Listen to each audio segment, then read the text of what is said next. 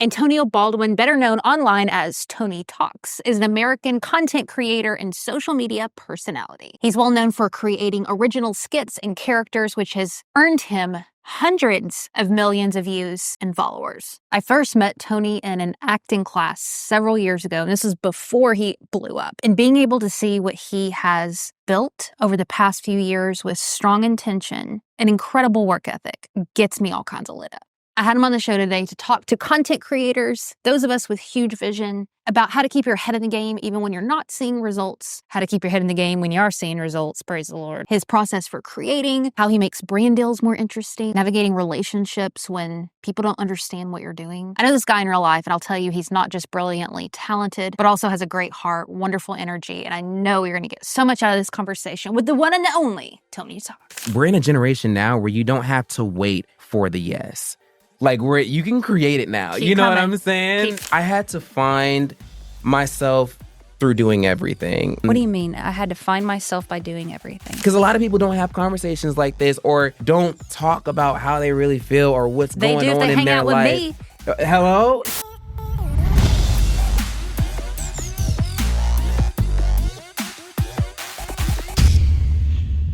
So I listened to our interview from a few years ago.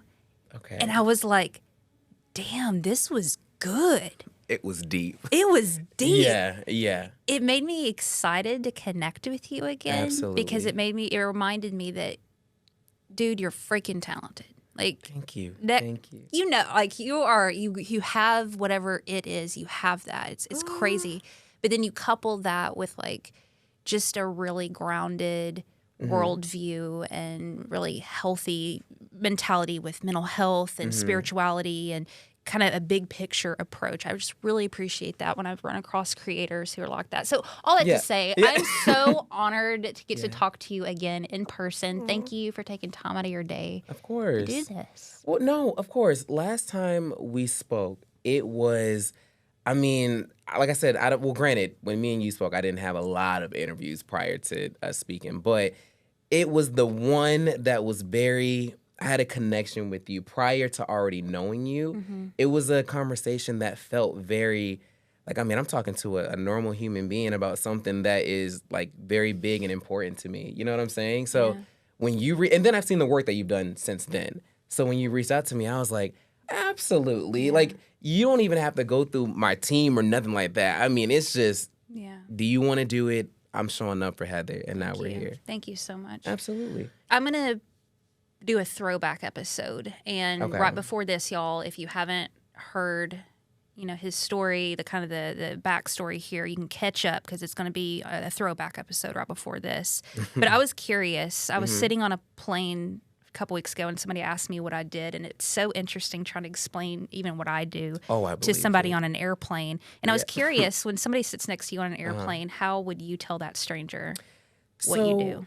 I stray away from the word influencer. I feel like the minute you say that, people don't take you seriously. They feel like you're just someone who pulls out a phone and then, you know, dances or something, which is okay. Which you do. Which I do. And it's okay. But, you know, I prefer to tell people that I'm a content creator. I'm a content creator that my sole mission is just to take people out of their everyday lives and to enjoy whatever they have going on in front of them. Yeah. So, you know, it's like Disney, where I always try to do that because Disney, I don't know if you know this, fun fact, Disney, or I don't know if I told you this on the other podcast, but Disney is built on, like, it's built far away from highways. And the reason for that is so you can't see the highway and you're immersed into Disney World. So you don't see like the outside world as you're in Disney.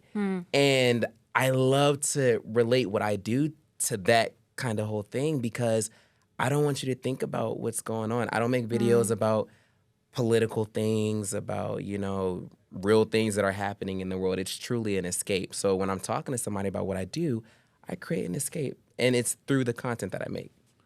Why is that so important to you? Why do people need that escape? Yes, because I was looking for it myself. You know what I'm saying? Like, around the time me and you first met, you know, I was in Kelly's class and all that stuff, I was going through like a lot of insecurities just about life, about what I want to do, people around me, and stuff like that. Yeah. And I couldn't find that kind of escape, like, that was just always there. I mean, like, me and my family would watch Family Guy every now and then, and that would be my version of the escape. But, you know, I didn't have it just accessible where I can just pull up my phone and be like, okay, this is what I want to, you know, watching this is what makes me feel like I'm not here. Yeah. So I was like, all right, well, maybe I have the power to create that. And then even when I watch my own videos, because I am my biggest fan, you know, I even feel the escape when I watch my own videos. I'm glad you said I'm my biggest fan, and you mentioned earlier, I don't, you know, kind of weary the word influencer. Yeah. Owning that you're good and that you have something special. How do you wrestle with that? And I heard you in another interview, you were saying that sometimes you discredit yourself or discredit what you've built, and it's just like this habit. And I have that really bad. You know, Southern Christian Bible Belt BS that I grew up in and trying to be humble and whatever. I noticed myself discounting myself constantly. Yes. Constantly. And I'm hella working on that. And so I heard that. I was paying attention to that with you on other interviews. Like, that was something you were really focused on. Yeah. I'm just curious your insight on that, because obviously you have receipts. Like, there's stuff going on in your life, but also like keeping like a humility to that too, you know? Yeah, I think where I stand on that is I had to learn that it's something that everyone goes through. Like, and definitely in this field of being a creative. It don't seem like some people do. They're like... It doesn't. It seems like people just walk out and they know what to say. They know what to do. They know how to feel, all that stuff. Yeah. And then you feel like it's lonely and it feels like it's just you. And I think what has helped me, because I'm still going through that. I mean, as you saw me say in past interviews, like, I think it's a form of imposter syndrome, honestly. You don't have that now, do you? No, I think I do. I'm not going to lie. No way, really? I think I do. Yeah, just because... I don't know. It's hard for me when people are telling me about like everything I've accomplished and stuff like that. It's hard for me sometimes to just be like, oh, well, like, thank you, or accepting that. You know what I'm saying? Yeah. Because I'm just in an interesting place regarding that. But what has helped me with that is understanding that it's normal and understanding that a lot of people in this field go through that. And it's easier said than like understood, but that's the only thing that's been keeping me like afloat, of not sinking too far down that hole. Yeah, I hear you. Like, feeling. You know, when you're an escape for other people, which is such a beautiful thing, I love that. I'm curious, like, how do you escape now? And, right. You know what I'm saying? Right, yeah. Because it's hard, I'm assuming. You tell me if I'm wrong. No. Like, taking that hat off and disengaging and just being like, I get complaints on the regular from the people in my life. They're like, you're thinking about something, aren't you? Like, you're not fully present. Yes. Because I have, man, I'm ambitious, and I love that about myself. Yeah. But also that can like counter creativity sometimes. Yeah. You know what I'm saying? Yeah, because with me, the problem is that I am always working. I'm always when I quit my 9 to 5, my new 9 to 5 is like my new 24/7. You know what I'm saying? Yeah. Like, when I was at my job, it ended at 5. Like, you know, when I clocked that, well, granted, I didn't work that shift, but, you know, theoretically speaking, when I got off, I was off. But with this, I'm working 24/7, and I don't know how to turn it off. You know what I'm saying? I'm always thinking of new videos to make, like what I can do, this and that. I just recently came to the conclusion that, like, okay, maybe you should turn things off. Like, maybe you should try to find something that is an escape.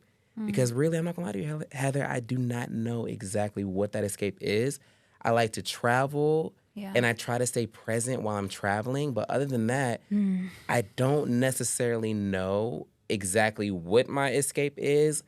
But me knowing that is what makes it so less, like, depressive, if that makes any sense. Because there's room for growth, and I'm open to figuring out what that is. And we've been trying, like, a lot of different things that are enjoyable and remind you to be present and all that good stuff. That's not creating content. You know what I'm saying? Because I love what I do. Like, it brings me a lot of happiness, but because it's my job now, I'm trying to find ways to, like, you know, separate the job interesting. from other things. How long does it take you? Like, I heard in another interview, and I just don't know if I believed you. Like, you tell me this is really the truth. Yeah. You said you can sketch it out in 30 minutes, shooting an hour, and then like an hour and a half to edit. Is that true? Absolutely. The only time I'm doing it all wrong. No, the only I'm time sweating. it's not true is How? the only time it's not true is if I get distracted, which I always do. Okay. So if you're focused. If I'm focused, yes. But only in the editing process. You know, the editing is where the distractions come. And you're good. Like, you have like special effects. Yes. Well, thank you. You know, YouTube is the best teacher. YouTube and Google and... But there's a natural talent there, because I scrolled back to the beginning. Yes. And I was watching some of your early videos because I like to get a holistic view. And I'm so glad that you put them on there, because I think sometimes it's like, oh, it must be nice for him, you know what I mean? Yeah. Without seeing like the trail. And you had like an edge of like editing and understanding camera angles, even like back at the beginning. So yeah, I think it's also a drive. Like, you know, because I feel like anybody could learn how to edit videos. I think it's just you go through hurdles of like anytime you learn something new and it's too hard, a lot of people just give up. But if you want to do it, then it's something that, you know, you stick around and learn. I was crying several days when I didn't, like, for example, I edit with Final Cut Pro. Yeah. When I first bought that, I felt like it was a complete waste of money. And I was like, oh my gosh, like, how am I going to, because it was so hard. I was editing on my phone, doing everything on my phone. But I wanted to evolve, and I wanted people to like start to see me like, you know, more important. So I was like, let me go ahead and upgrade everything. And when I did that, it was very hard for me in the beginning. But then I wanted to do it. So I wanted to learn it. So those nights I was crying. I was like, all right, wipe the tears and keep moving forward. And I'm so glad I did, because now I can easily just open it up and create pretty much anything. You know, this isn't to knock people who outsource editing, because I think sometimes people just don't have that desire. But I always really love connecting with folks who do their own editing and figure it out. Because I feel like that is so much of the storytelling process is the edit. Yeah. Like figuring out what it is in the editing room. And if you don't mind me getting like super weedy, geeky, I am such an open, with like it, everything. just a second. Yeah. I just think you're brilliant at the production side to things, and I'm curious, just even since the last time we talked, I mean, the way your content's evolved is nuts. What are like the nuances of things you're looking for in the editing room, and like how do you decide what you're keeping, what you're not, or do you have a pretty easy edit because you stick to a script? You know what I'm saying? Well, I am the first to say my videos never turn out how I wrote them. Really? Yeah. So all of my videos are scripted. Doesn't matter which, like, they're all scripted. Like the cut, like the scene too, like the angles, or do you do that instinctually? I don't do that. So what's scripted is just the lines. Okay. And when I start editing it, I always find something that was not written in there that I think would be hilarious. So I'll add, you know, just something that comes to mind, but it's never how I wrote it. And I guess to answer your question, I don't know. I guess I feel it. Like I see something and I'm like, okay, this works. Or I see something, I'm like, okay, this doesn't work. I do the same take like 4 or 5 times, 4 or 5, 6 times. And then I go through each one and pick the one that works. I feel it. I feel it. I've been thinking a lot about that right there, because folks talk a lot about just their instincts and their intuition. Yeah. And as a type A driven person, my instinct is to figure out what is the right way to do things versus developing my own taste as an artist and a creative. And I've been working really hard on that. I don't know if you've had this experience. I feel like a lot of my opinions were pushed down throughout my whole life. How old am I? I'm 37 now. And I feel like I'm just now coming into my own, where I have a voice and I can be like, no, you know what? I like it this way, that is Paul. Beautiful. You know what I mean? Like, I'm going to do it this way. Yeah. And I'm curious your journey with that, because your work is so specific. Did you have any trouble developing your own taste with stuff, or did you come out of the gate of just like, hell, this is what it is?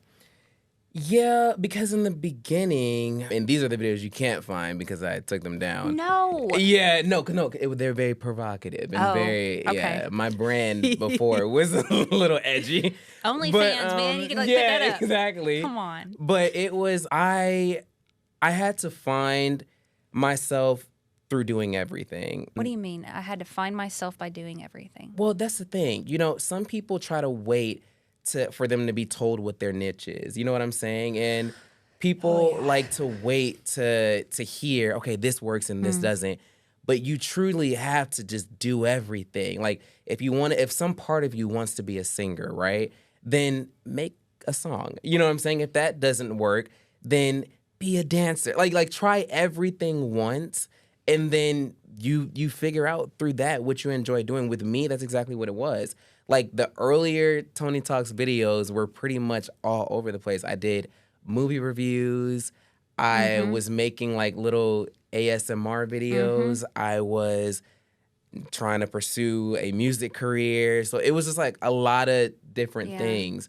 And I found my way by going every way. And then whatever one felt right is what I kept doing. Action creates clarity. That's my favorite Oh, quote wow. in the world. Absolutely. You don't know what to do? Yes. Do something. Yeah, if you don't know what to do it. Like, Yeah. you can figure it out by just doing it. People take things way too seriously. And it's crazy, believe it or Take not. ourselves too seriously. Yeah, and it's crazy because now is when I am, like, going backwards to move forward, if that makes any sense. No, tell me what you mean by that. I'm going backwards to move forward. Like, I feel like when I first started content creation, it was a little more freer than what it is now.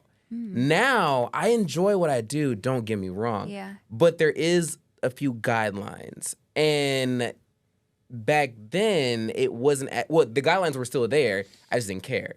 But now, I do care. That's why I always tell people, when you don't have, like, all those followers or all those eyes, that's kind of like the best time. And the reason I say that is because you can be so experimental. You can be anything. Nobody's Anything watching. you want. Nobody's looking. Exactly. And then go back and clean it up. You know what I'm saying? Yeah.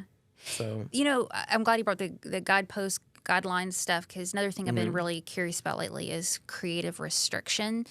Just this idea that you need to put perimeters around your creativity to kind of expand that creativity. And these are my assumptions of what your creative restrictions are. But I don't know if you explained a little bit lately, but at first it was all, women, wigs, that persona. Yeah.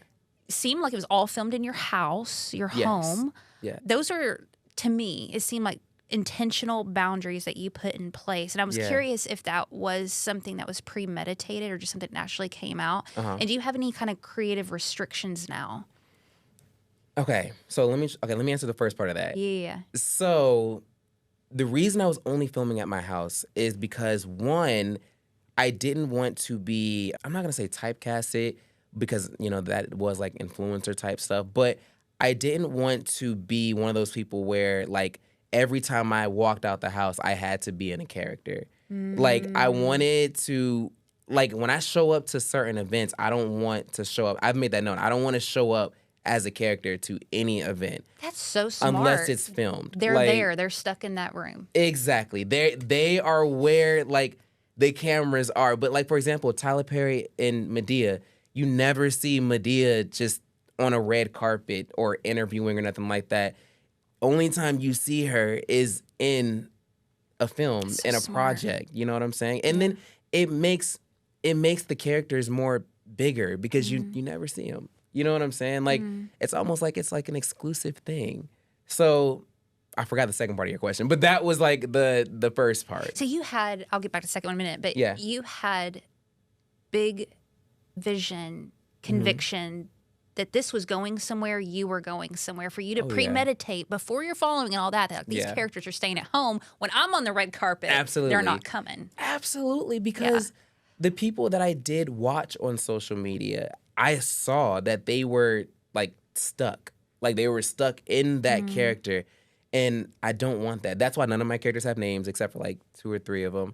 But none of them really have names because I don't want to get stuck in any of that. I want to be able to go out and play like myself or play other characters and still be seen as valuable as these wigged characters, if that makes any sense. Do you ever get, what's the word? I don't want to say like frustrated.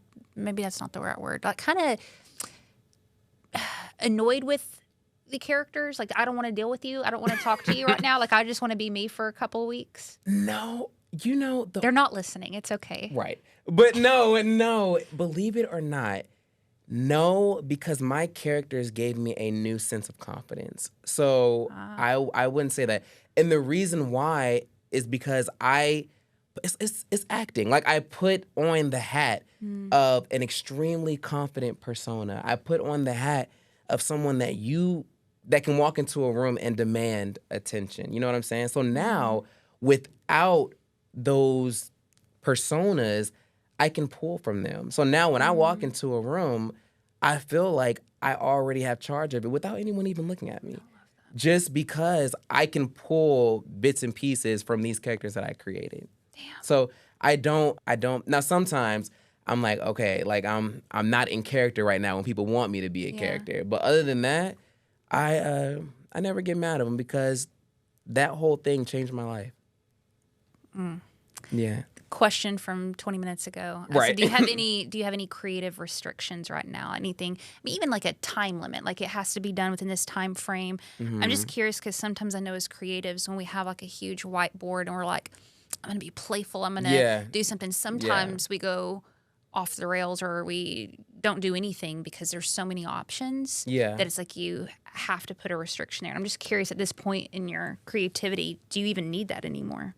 Yeah, I feel like the restriction that I may have now is more so being too professional, if that makes any sense.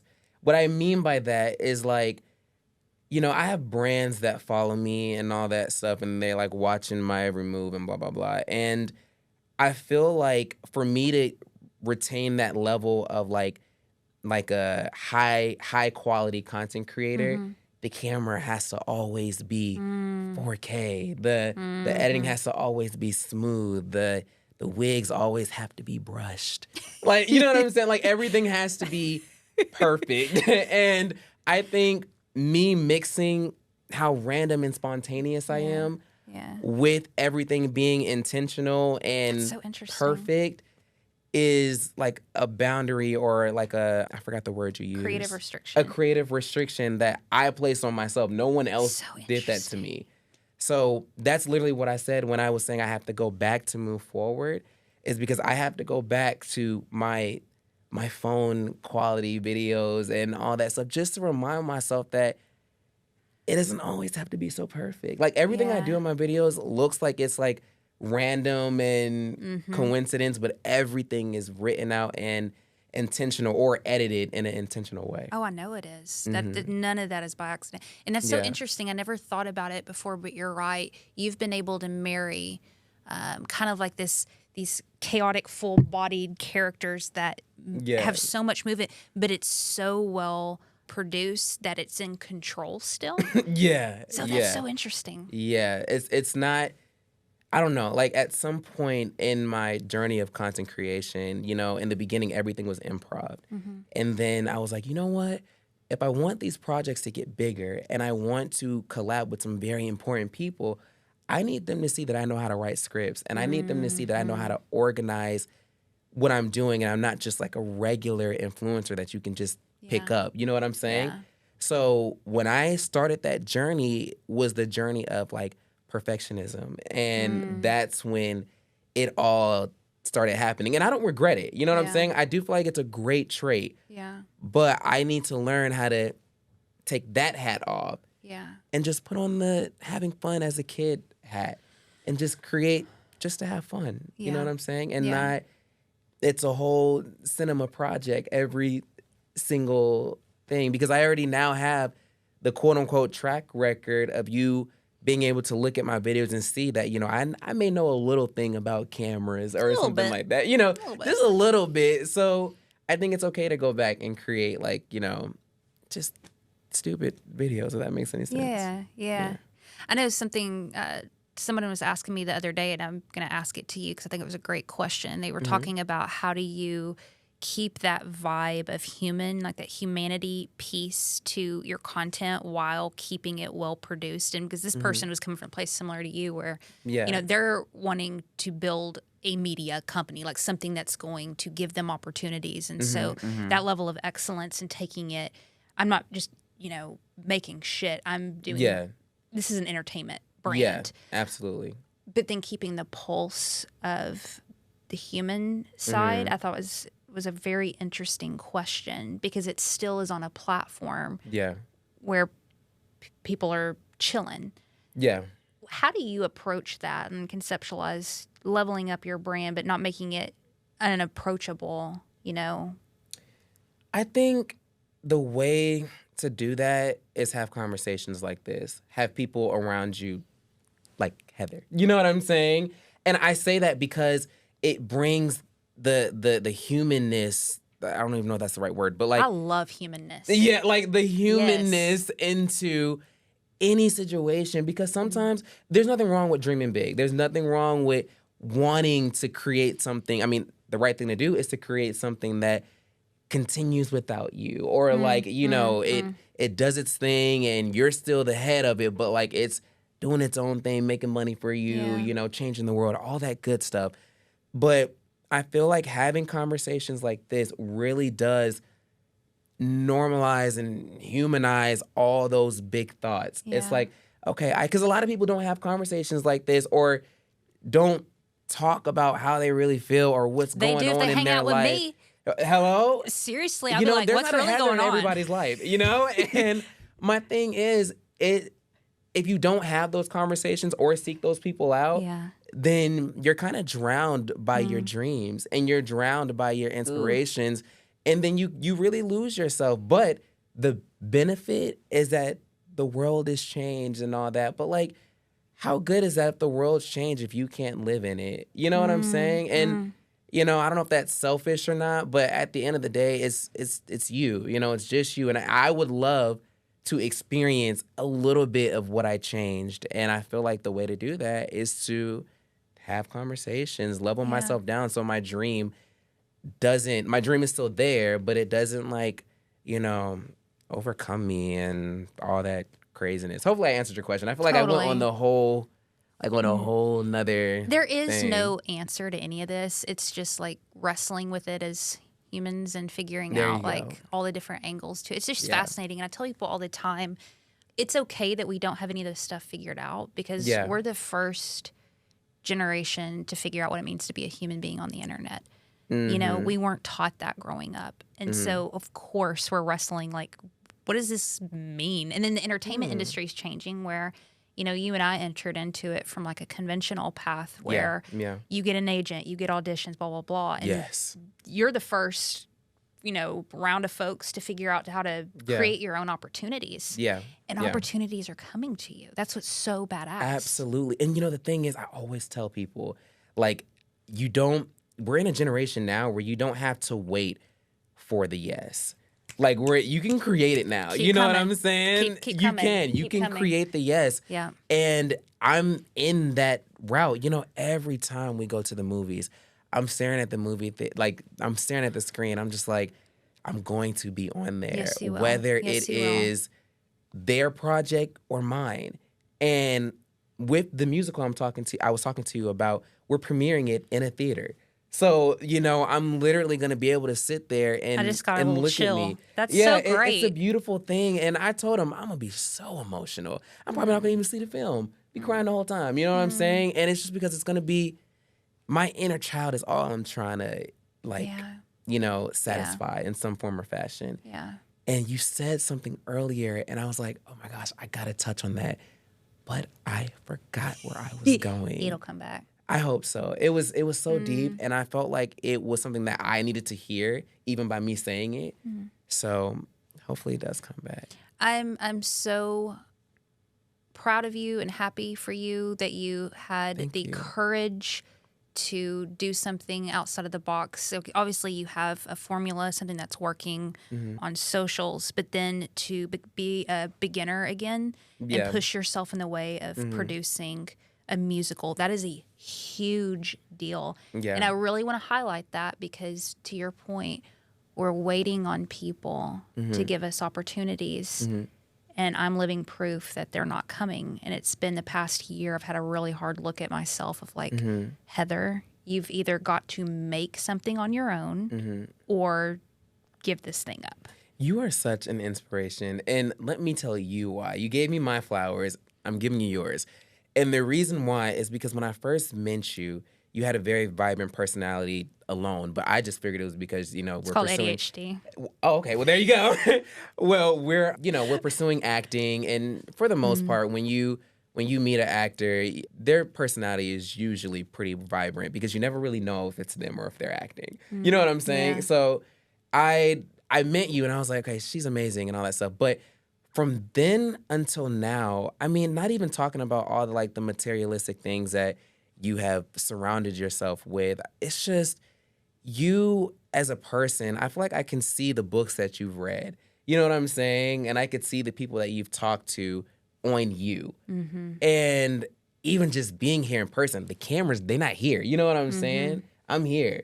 And it's just, it's a real beautiful thing. It's inspired me even when I get out of this space we're in. You know what I'm saying?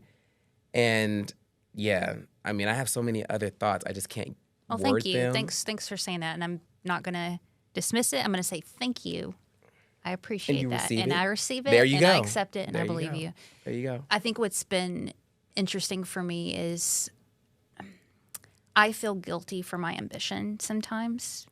Really? Yes. Because, and I've just noticed this the past, like I said, this year has been huge for me. Like I got into therapy for the first time.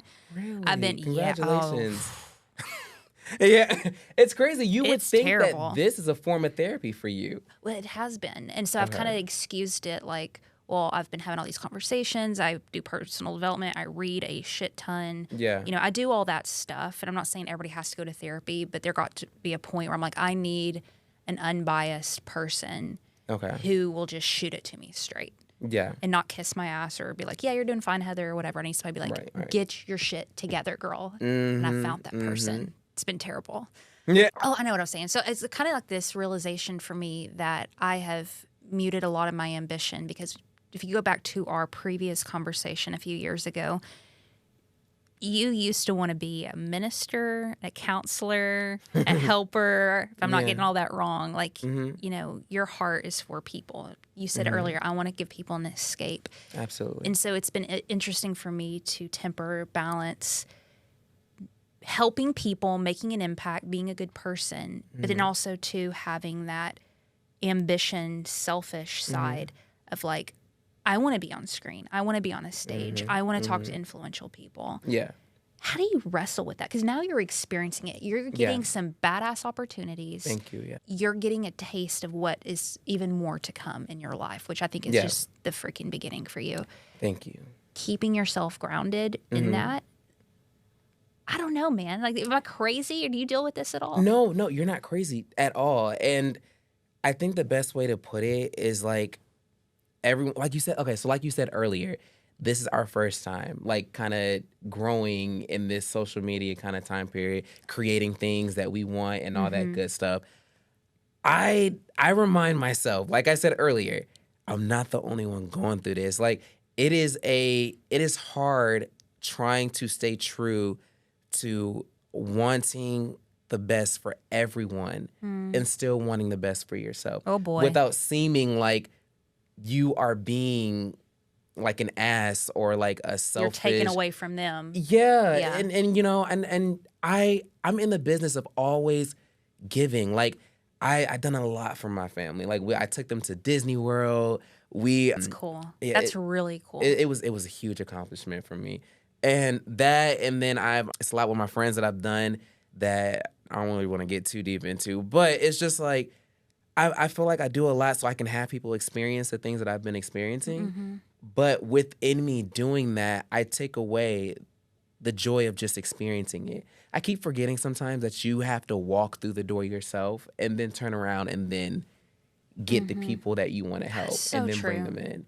It's so hard to do that though. Like for me, I'm at a state right now, that I can't. Like, I'm not gonna say I can't, but like it's very hard for me to lift my foot up and walk into a door alone. Not like thinking about it makes me emotional, but we ain't gonna get all into that. But it's just it's emotional for me to think that I would have to walk into a door and leave people that I care about. We have to talk about behind. this. You know, we have to talk about this. This is such a real experience for a lot of people, whether it's, you know, building a platform like you or just bettering yourself, being the first to go to college or, you know, it's kind of like this feeling of who do you think you are, you know? And sometimes that's put on by other people. Like I've had people say things to me, you know, like, you know, and then sometimes I have that internal thing. Yeah. And it's interesting trying to, I don't want to say let people go. That sounds so harsh. But realizing that if you're going to move forward, that is going to be the natural progression of it. And it's a very real reality that they're not coming and you can't stay behind. Yeah. No, yeah. It's sad because when that enters family, that's when it gets even more, because then the way I see it is like, okay, I'm in this real nice building, getting room service and all this stuff, and blah, blah, blah, and I have to, like, I'm not gonna say put that to the side, but like I have to kind of dim that down when I'm talking to people who I know can't necessarily experience much of that stuff just because they don't see it for themselves, no matter how much you try to pour it into them. And it's hard for me sometimes because it's not necessarily, because I haven't had to fully cut anybody off, but I'm just very selective with who I experience or I talk about my experiences with, and that kind of stuff, because then they see it on social media. And then I come across as like the bad guy or something because, or the guy who were like, he's too bougie to this or that.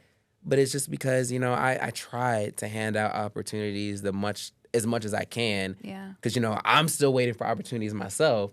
But, you know, it's a whole situation. Like, it really is. And I think that's what I'm navigating now, though, because dealing with that stress has, like, caused physical things to go on with my body and all that stuff. Yeah. Damn. I was having all these stomach problems and all that because I was stressed. And it wasn't my stress. Like, I was holding other people's stress and it was affecting me. Yeah. So it was a lot for me to wrap my head around that. And even though I was handling other people's stress, I still did not have it in me to let go of them or put them to the side because I cared about them so much. So while I'm suffering, they're fine. And I'm trying to find ways to fix myself and still keep them around. Damn. So And then be complete playful self-sabotage. and creative and then try to show up. Yeah, that's exactly. That's wild. It was a lot, but I'm at a place now where it's a little easier to handle and navigating around, okay, this is for me. Let it be for me. Yeah. Sit in it, try to experience it fully, and then, you know, go back and talk about it if they weren't able to come. It's words of wisdom. Yeah. If you don't mind, I want to shift gears a little bit and talk about a little bit more of your creation process. I think your brand deal content is brilliant. Thank you. Brilliant. Yeah. I'm going to link up some of them in the show notes so y'all can see. Like, I even saw some of your people's comments. They're like, this is the way you do brand deals. Yeah, yeah. Correct me if I'm wrong. That's your income, the brand deals. So delivering the content has to be there, but you also don't want to disengage your viewers because it's some stupid commercial. Exactly. So you've been doing these like fun, you infuse the brand into the skits you're already doing. I didn't even know that was a product. That's the goal, yeah. The last one, the headphones on the Bose headphones, yeah. Let's talk through that. Yeah, So yeah. y'all may not have brand deals listening or so forth, but you know sometimes there's an objective there of like, okay, I need to sell this course or get people to know about my photography services or whatever. When you have like an agenda, somebody's like, okay, here's all the features of this, you know, these headphones. pen to paper, how do you start building a narrative around that? Okay, so I try to make sure I put who I am into it. Mm-hmm. And I got to make sure these brands know that in the beginning. Like, if you're hiring me, you need to know that I need creative control of it. Just because. Are they cool with that usually? Most of them. Because of, like, the track record, most of them. And believe it or not, some of the beginning brand deals that I've done were free. And a lot of people, don't expect it. But yeah, that's how you do things the way you want. And then the future brands see how your audience reacts to it. Literally, I would do, let's say you had like a shoe line or something you were working on. I would literally ask you, can I promote your shoes? And then because I'm asking, and it's like, you pretty much don't give me any kind of guidelines other than make sure you put it in a positive light. Yeah. So other than that, I start with making sure that it's me. Like, it starts with me, not the company. Because the minute someone sees the company open, they swipe right past it. It's a complete ad at that point. Right. So I start with me, and then I find a way to incorporate whatever the qualities of this product is. I try to find a way where I can merge it into what I already do. Mm-hmm. So if there's a dancer that wants to promote shoes, the best way I would recommend doing that would be you would start the video off with you dancing to your song or whatever, then show the shoes. Like, let people act like let people think they're just watching another video of you. And then slide in an ad somewhere in there. Most brands make you do it within 3 seconds of when the video starts. And that's okay. Like, the way you can do it is those first 2 seconds can go a long way with the attention spans that these people have now. You know what I'm saying? So I start with me. Then I go to the qualities of the product. Don't stay there too long. Yeah. And then I go back to me. So it ends with me, starts with me. And the middle is where you get the ad. And you do all this under a minute. How do you come out with that idea? So you have like headphones, coming up with the airplane, scenario. Do you have like a bank of ideas, like airplane scenario, this, that, and then like go pull from it? Like, digging, man, I'm ready for this. Okay, so earphones. Let's start fresh. Let's not even say it's those earphones. Okay. So just earphones in general, like the AirPods, the Apple AirPods. Let's do that. Yeah. So I can easily go through what has happened today. So I had a podcast interview with you. Yeah. So I would find a way. I would start it off with 2 characters having a podcast interview. And then mid-interview, she can get a phone call. And then when she gets the phone call, she'll flip her ear around, and then you'll see the AirPod. And then she'll answer the phone call with her AirPod. And then I can advertise it within that small You just 2-3 see this seconds. right now. Like, this is just popping up for you. Oh, yeah. I got visually see it right now. So literally, she can just go like this, and then that's when she answers it, and she's like, oh, yeah, I'm just talking to you on my... And then they joke around. She's like, you better not be doing an ad right now. And then, you do the ad, and then you go back to the interview. That's a skill. Like... Yeah. And that's something we can learn how to do. Everything is a skill set. So I'm just curious, like, if someone were struggling with kind of getting more visual or creative with an idea or something, how do you kind of nurture that side to yourself a little bit? Because for you everything you switch in your videos is just like... Yeah. It's like a million ideas in one video. Absolutely. You know what I'm saying? So, like, how do you nurture that? So there's 2 parts. One... Go back to the example that I just did. Yeah. It was based off of something that happened in real life. You always start there? Always. Really? Yeah. Like, literally, that Bose video, we just got back from somewhere. We were out of town. We were in LA for like a red carpet thing. And then we got back and I filmed it. So we were on a plane. I had a terrible experience on the plane. And, that's kind of where that came from, like the real plane ride. So the example that I just did, was something that happened in real life. So my advice is always experience life. If you ever get caught up on, something like you have like a creative rut or something like that, just experience life, go outside, play a little bit. And then an idea will come to you, at least it does with me, based off of stuff that is happening right in front of you. Because that's where all of our ideas come from. It comes from life. They're there. Yeah, and then the second part of that is I love randomness. I love Family Guy, Mad TV. Yeah. And in Family Guy, I don't know if you noticed, but like there's always 2 storylines in one episode. So I try to make sure even in my 1-minute skit, it starts somewhere and then it ends somewhere else. Because I just feel like that keeps your attention. Like you never know how my video is gonna end.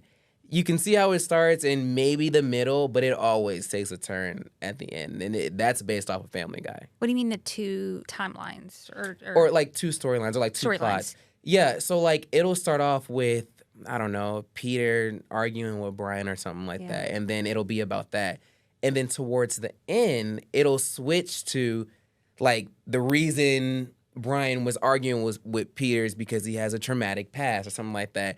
Stuff you don't know until you get to that part of the show. So like it's a completely different thing by the end of the show than it is in the beginning.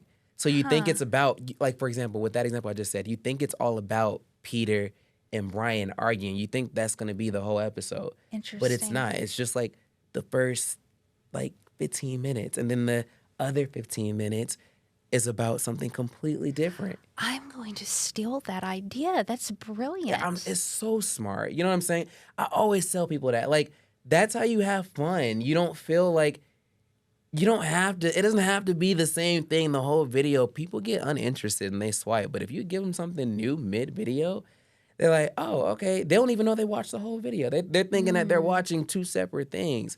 And I think that's why people enjoy my content, because you just never know what to expect at the end. It's just weird. Damn. I know we're getting close into time. I want to ask you real quick about, you said earlier, experiencing life and being open to it. Mm-hmm. Maybe this isn't your experience, so tell me.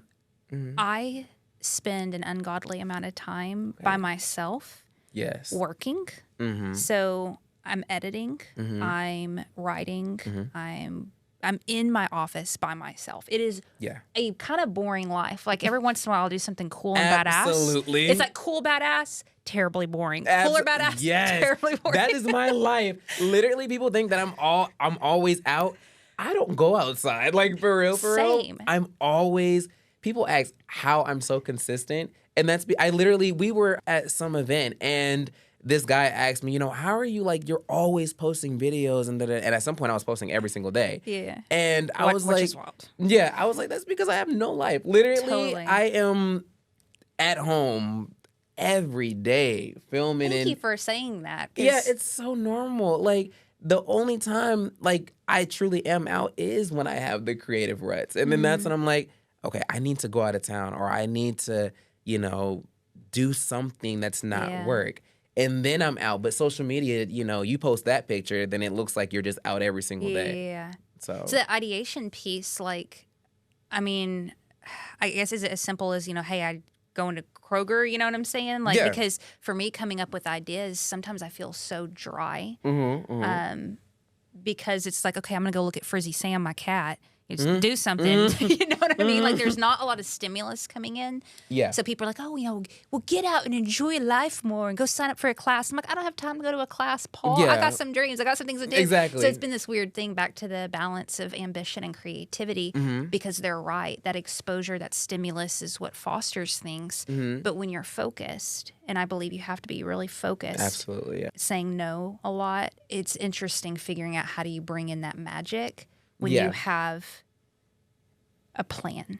Yeah, and then, I mean, not only that, to go back to what you were saying, you know, everyone's definition of experiencing life is completely different. You know what I'm saying? Like, a kid experiencing life is completely different from an adult. Like, they can go outside, and my nephews can go play with a water bottle, and that is life for them. Yeah. You know what I'm saying? Yeah. So anytime, like with me saying experience life and do something, can be as simple as just going to your living room and watching a movie that you want to watch. You know what I'm saying? That's life, you know? So that's just to kind of go back to that. But I'm not going to lie to you, I was so focused on that, I forgot what the question was. But just give me the end again, and then we're good. Just wrestling with ambition and creativity again. I think that's just been my theme the past few months, because I've been hanging out with more creative people. Yeah. And it's interesting because some creative folks are just kind of, Yeah. but then I hang out with like really ambitious people and they don't have a creative bone in their body. And so Exactly. I'm very driven, but I also want to be outside of the box creatively, you know? And so it's interesting trying to make space for both of those things. I think the answer to that really you already know, which is around not being so hard on yourself. I don't like when people tell me that. I hate it too. Like, it makes you the bad guy. Well, I'm good at being hard on like- myself, and that's what gets shit done is being hard on yourself. It This is, is why I'm in therapy. Which is very I true. know. The only problem is you have to turn it off at some point. I know. It's hard. You know, no one wants to always be around a bully. You know what I'm Yeah, saying? you're And right. you don't want to be the bully to yourself. And although I am the bully to myself, it's easier to tell you not to be one. So it's like, you know, I feel like that is the answer to balance those two. Is to just be easy on yourself when it comes to the things you want to create. With this musical, I kid you not, I am so... It's like I'm punching myself in the face every day to not only get things done, but to also make them perfect, but also be creative in other aspects that has nothing to do with the musical. And it's hard. You know what I'm saying? It's very hard. But I'm understanding that just the advice I would give someone else, you know, we're all children. You wouldn't talk to a child in the way that you talk to yourself. You're You right. know? Yeah. So I try my hardest to be easy on myself with what I want to create, what I am ambitious about, and how I achieve all of that stuff. Because you do have to be hard on yourself. You do. But you got to turn it off or turn it down at some point. And that's how you get the things done, but in a fun way. Yeah. You know, you're not so like, oh my God, like, I didn't achieve this. I didn't do this. Oh my God, I hate myself for this. Or not hate myself, but like, I didn't achieve this. I da-da-da-da. And, you know, it's okay. You know, we're all literally doing this for the first time. I had to think about that with my parents with certain things, but it's like, it's their first time living. It's everybody. We forget that. It's Beyonce's first time living. It's everyone in the earth right now at this present moment. It's our very first time. I mean, granted, you know, past lives and all that Never stuff. know, yeah. That's a whole thing. But we don't have to get into that. But present day, it's everyone's first time doing That's a all of beautiful this, thought. you know, and it makes things easier when your ambition is a little, I'm not going to say too high, but when your ambition is really like fucking you up at the time. Yeah, real you know talk. What I'm saying? Real talk. Because it's very real. And a lot of people think that it's just picture perfect, and it's far from it. I want to hear about this play as we wrap it up. You got to tell me all the things. Is this going to be something, how people view it? Like, what's the... Yeah, so it's not a play. So it's a musical, but play. it's a film. I keep saying play. No, it's okay. It's a film, and it is surrounding one of my characters, well, the one character that does have a name, which is my boss character, Cassandra. It's called Boss Up, and it takes you through a whole journey of learning how to be your own inner boss and take control of your own life.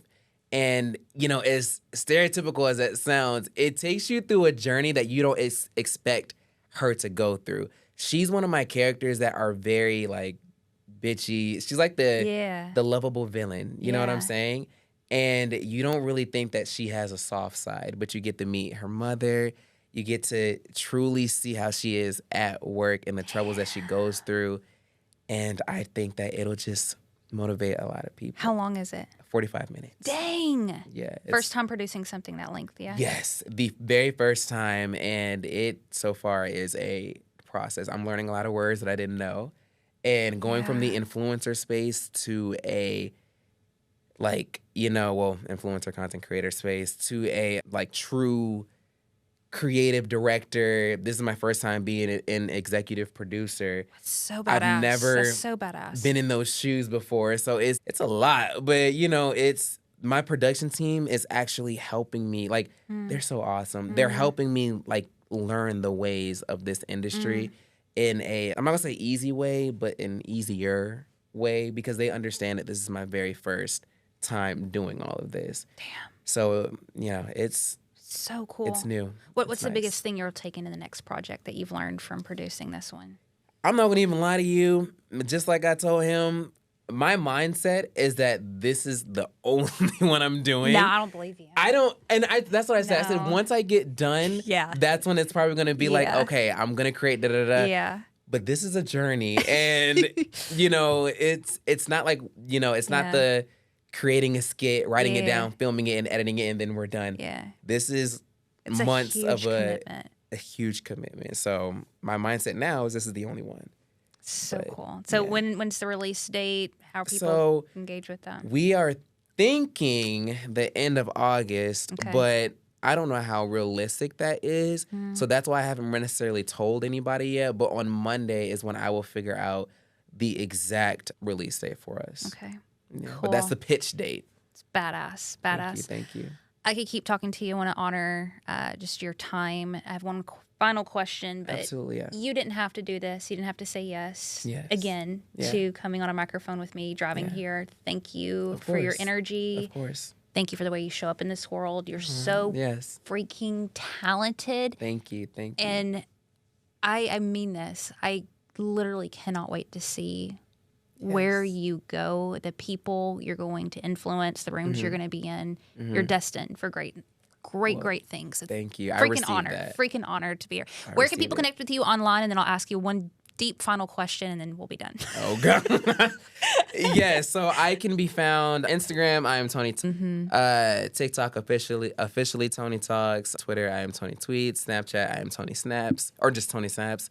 And I think that is all. Now I'm Googleable. And I'm like, wow. So Google you? Yes, but I'm not gonna say that. You know how bitchy that sounds. I would never say that. But we'll put a screenshot right here. I Googling. know. That's be great. But it's an honor. It's an honor though, because I did that a few days ago, and I was like, I just wonder what comes up, and now you can Google it and see work. So that goes to show the work. I'm excited. It's so cool. So cool. Very last question. What's up? What is something that you are deeply questioning right now at this stage of your career? And the reason I ask you this is a lot of folks, it's easy to dismiss ourselves because we'll look at other people and there's such dissonance of whatever. And we all are questioning things. We're wrestling with things. The stuff that you were dealing with in 2020, we connect with now, long past gone. Now you have your own new challenges. So what is something you don't have the answer to that you're questioning right now? My purpose. No way. I'm not gonna lie to you. It's gonna be another hour. I know. I'm serious though. It is. It's shifting. I feel like it's a thing that consistently shifts. I'm in this. It's like a support group almost, but it's full of creatives, and we meet every Monday, and it's pretty awesome. I'm not gonna lie, because everyone has their own kind of big thing going on in their lives, and we all meet together to kind of just talk about different things that are going on with us mentally, spiritually, all that good stuff. And I'm learning in that class or whatever that maybe my purpose may be shifting a little bit. To what? I don't know. It's extremely uncomfortable. And, I'm constantly telling myself, you're okay, you're fine, all that good stuff. But I was so sure of my purpose when we talked last time. Now, it is a small little shift, and I don't have the answer for it, and I'm trying to be content with that. What was it before? Before, my purpose was to be the world's greatest actor, and it was to consistently motivate and to help people have that escape. And although that's what I do now, I don't fully know if that is my 100% purpose. So beautiful. Yeah. I love that, because there's no way you would have gotten here without first going there. Exactly. It's all such a beautiful process. Anyways, absolutely. I could talk to you all day long. Thank you so much for your time today. This was awesome. Of course. Thank you for inviting me. I'll always show up. Okay, dressed like that? I know. Yes.